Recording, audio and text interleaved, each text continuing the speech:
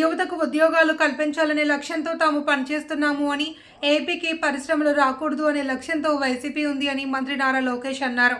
విశ్వసనీయత ఉన్న కంపెనీలకే 99 పైసలకు భూములు కేటాయించామని, 5 కంపెనీల ద్వారా 65,000 మందికి ఉద్యోగాలు రానున్నాయి అని తెలిపారు.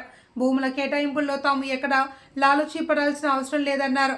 పరిశ్రమలకు 99 పైసలకే భూ కేటాయింపులపై ప్రశ్నోత్తరాల సమయంలో మండలిలో వాడివేడి చర్చ జరిగింది. వైసీపీ సభ్యులు ఆరోపణలకు మంత్రి ధీటుగా సమాధానమిచ్చారు. గత 20 నెలల కాలంలో పరిశ్రమలు, వాణిజ్య సంస్థలు, ఇతర సంస్థలకు 99 పైసలకు కేటాయించిన భూముల వివరాలు, కుదుర్చుకున్న ఎంఓఈలు, పరిశ్రమల వారీగా భూముల కేటాయింపులు, ధరల వివరాలపై శాసన మండలిలో వైసీపీ సభ్యులు తూమాటి మాధవరావు, వరదు, కళ్యాణి, పండుల రవీంద్రబాబు అడిగిన ప్రశ్నకు మంత్రి సమాధానమిచ్చారు. ఈ సందర్భంగా మంత్రి నారా లోకేష్ మాట్లాడుతూ, రాష్ట్రంలో 5 కంపెనీలకు 99 పైసలకు భూమి కేటాయించాము అని, Tata consultancy services, Cognizant, ANSR global, Raheja, Motherson international కంపెనీలకు 99 పైసలకే మొత్తం భూములు కేటాయించాము అని తెలిపారు. 9 పైసలకి నేను మొత్తం భూమి ఇచ్చడానికి సిద్ధంగా ఉన్నాను. మీరు రాండి గుజరాత్ కని వాళ్ళు ఆయన కోరితే వాళ్ళు గుజరాత్కి ఆ ఫ్యాక్టరీ తీసుకెళ్లారు అధ్యక్ష. మొత్తం ఎకో సిస్టమ్ అనేది ఏర్పడింది అధ్యక్ష. అదే ఆదర్శంగా తీసుకుని ఐటీ ఎకో సిస్టమ్ మన విశాఖపట్నాన్ని ఒక ఐటీ క్యాపిటల్గా రూపుదిద్దించాలనేది మేము ఒక నిర్ణయం తీసుకున్నాం. ఒక ప్లాన్ ప్రకారం మేము ముందలు తీసుకెళ్తున్నాం. ఇక్కడ ఏంటంటే అధ్యక్ష, మొత్తం ఎకో సిస్టమ్ అనేది ఏర్పాటు చేయాలి అధ్యక్ష. ఏపీఐఏసీలు ఐటీ భవనాలు కట్టలేదు అధ్యక్ష, ఎప్పుడు కట్టలేదు. దిస్ ఓన్లీ బిల్డింగ్ అధ్యక్ష. అది మిలీనియం టవర్స్ అని ఒకే ఒక బిల్డింగ్ కట్టారు. అది ఆల్రెడీ లీజ్కి ఇచ్చాం అధ్యక్ష. లీజ్ పైన వచ్చే ఆదాయం చాలా తక్కువ అధ్యక్ష.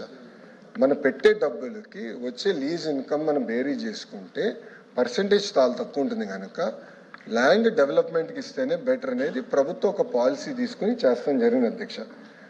మూడోది అధ్యక్ష, మేడం గారు అడిగారు. నేను మేడం గారిని సూటిగా ప్రశ్నించాలనుకుంటున్నాను అధ్యక్ష. మా ప్రభుత్వానికి అయితే పిల్లలకు ఉద్యోగాలు కల్పించే లక్ష్యంతో మేము పనిచేస్తాం. గవర్నమెంట్కి 2 రూపాయల ఆదాయం తగ్గినా పర్వాలేదు, ఇచ్చిన హామీ 20 లక్షల ఉద్యోగాలు మేము కల్పిస్తాం. That is our policy. లేదు మీకు ఆదాయం ఎక్కువ కావాలని పాలసీ మీకుంటే అది మీ పాలసీ.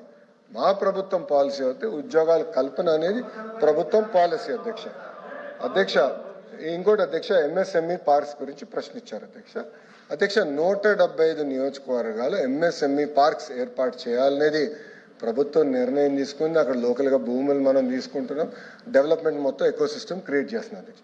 అంతేకాకుండా ప్రైవేట్ పార్క్స్ కూడా చేయొచ్చని మేము పర్మిషన్ ఇచ్చాం అధ్యక్ష. అంటే 10 ఎకరాలు ఉన్నా, 20 ఎకరాలు ఉన్నా, 200 ఎకరాలు ఎవరి దగ్గరనైతే భూమి ఉందంటే వాళ్ళు ప్రైవేట్ పార్క్స్గా తయారు చేసుకుని వాళ్ళు ఆ పార్క్లో ఇన్ఫ్రాస్ట్రక్చర్ అంతా ఏర్పాటు చేసి వాళ్ళే అది మార్కెటింగ్ చేసి అమ్మకం పెట్టి వాళ్ళు చేసుకోవచ్చు అధ్యక్ష. దాంట్లో అద్భుతమైన ఉదాహరణ శ్రీ సిటీ. ప్రైవేట్ రంగంలో శ్రీ సిటీ ఉంది అధ్యక్ష. శ్రీ సిటీ ద్వారా ఒక ఎకో సిస్టమ్ అనేది ఆ ప్రాంతాల్లో కూడా ఏర్పడింది అధ్యక్ష. ఇంకోటి ఏఎంటీజెడ్ అధ్యక్ష. విశాఖపట్నంలో మెడికల్ డివైసెస్ మ్యానుఫ్యాక్చరింగ్ కూడా ఒక ఎకో సిస్టమ్ ఏర్పాటు చేశాం అధ్యక్ష. మీరు చూస్తే ఈరోజు ఒక వైబ్రెంట్ ఎకో సిస్టమ్ ఉంది అధ్యక్ష. It is first of it's kind. భారతదేశంలో ఏ రాష్ట్రం లేని విధంగా మెడికల్ డివైసెస్ మ్యానుఫ్యాక్చరింగ్ కూడా ఒక అద్భుతమైన ఎకో సిస్టమ్ ఏర్పాటు చేశాం అధ్యక్ష. అధ్యక్ష ఇప్పుడు సాలాపూరే సత్వాది అడిగారు అధ్యక్ష. మేడం గారు దయచేసి వెళ్ళి హైదరాబాద్లో ఒకసారి చూడాలి అధ్యక్ష. ఐఎమ్ రిక్వెస్టింగ్ ఎవ్రీ వన్, మీరు వెళ్ళి దయచేసి చూడండి. దిస్ ఈజ్ నాట్ ర్యాండమ్ కంపెనీలు.